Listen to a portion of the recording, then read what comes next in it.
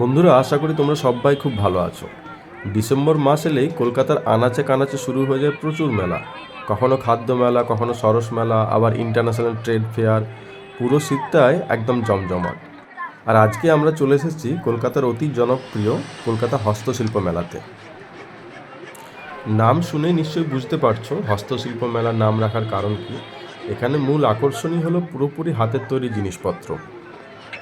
হস্তশিল্প মেলার সবথেকে ভালো দিক হলো পশ্চিমবঙ্গের প্রায় প্রতিটা জেলাভিত্তিক যে বিখ্যাত হস্তশিল্প আর কারিগরি কাজ আছে, সেই সব জিনিসগুলোই এই এক জায়গাতে তোমরা দেখতে পাবে। 150 টাকা 150। পশ্চিমবঙ্গের জেলাভিত্তিক যে বিখ্যাত কারিগরি ও হস্তশিল্পগুলো আছে তাদের মধ্যে কিছু উল্লেখযোগ্য নাম আমি আপনাদেরকে বলে দিচ্ছি। যেমন বাঁশ ও বেতের যে হস্তশিল্প বা কারিগরিগুলো বিখ্যাত, সেগুলো বেশিরভাগটাই আমরা জলপাইগুড়ি ও আলিপুরদুয়ার থেকে আসে। কাঠের ওপরের যে কারুকার্য, তার জন্য মালদা বিখ্যাত। কত বলছে? 60। হ্যাঁ, 60 রুপিস তো কমই আছে গো। হ্যাঁ,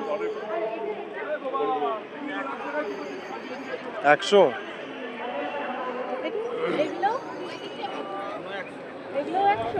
পাটের কাজ, হাতের সাজানো জিনিস বা বেতের কাজ, এগুলো আপনার দক্ষিণ চব্বিশ পরগনা, কোচবিহার। আর কাঠের এই মূর্তি বা কাঠের ওপর খোদাই করা এই ধরনের কারুকার্য আপনার মালদা।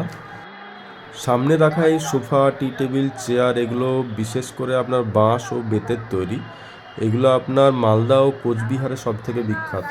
বাঁশ ও বেতের যাবতীয় সামগ্রী এখান থেকেই আপনার আসে। এগুলো হালকা হওয়ার জন্য ট্রান্সপোর্টেশনও খুব সুবিধা হয়। এটা কি দাম আছে দাদা? এটা 12,000। এছাড়াও পুরুলিয়ার ছৌ নাচের মুখোশ, বাঁকুড়ার টেরাকোঠা, নদিয়ার আপনার কাঁথা স্টিচ বা নকশি কাঁথা, মুর্শিদাবাদের বালুচরি শাড়ি, বীরভূমের বাটিক প্রিন্টের কাজ, আর হুগলির ধনেকালির শাড়ি, তাঁতের শাড়ি, এগুলো খুবই বিখ্যাত। এক কথায় বললে পুরো পশ্চিমবঙ্গের শিল্প আর ঐতিহ্য এই একটা মেলাতেই তুলে ধরা হয়েছে। এখানে অনেক স্টলে দেখবে শিল্পীরা নিজেরাই বসে কাজ করছেন, আর এনারাই আসলে এই মেলার প্রাণ। প্রজন্মের পর প্রজন্ম ধরে এই শিল্পগুলোকে এনারা বাঁচিয়ে রেখেছেন। প্রতিটা জিনিসের পেছনে ঘন্টার পর ঘন্টা পরিশ্রম আর অনেক অনেক ভালোবাসা। 150। সন্ধ্যা নামলেই মেলার রূপ একদম বদলে যায়। লাইটিং, গান, বাজনা, মানুষের ভিড়, সব মিলিয়ে একটা আলাদাই আনন্দ।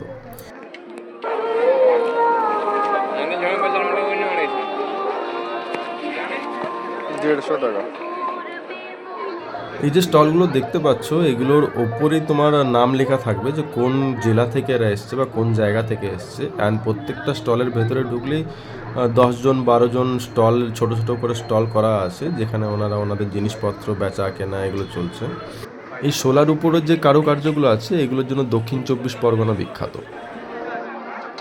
আর এত ঘোরা আর কেনাকাটার পর কিছু না খেলে কি করে চলে, তাই আমরাও সোজা চলে এলাম মেলার খাবারের স্টলের দিকে। চারিদিকে এত রকমের খাবার যে কি খাবো না বুঝে ওঠা মুশকিল। যেমন এই ধরুন নলেন গুড়ের চা, ডাবের পায়েস, ভেটকির কচুরি, আবার ইলিশের কচুরি, এই জিনিসগুলো এখানে খুব ভালো পাওয়া যায়। তার মধ্যে প্রাইস লিস্টও আমি আপনাদেরকে শেয়ার করে দিলাম এখানে।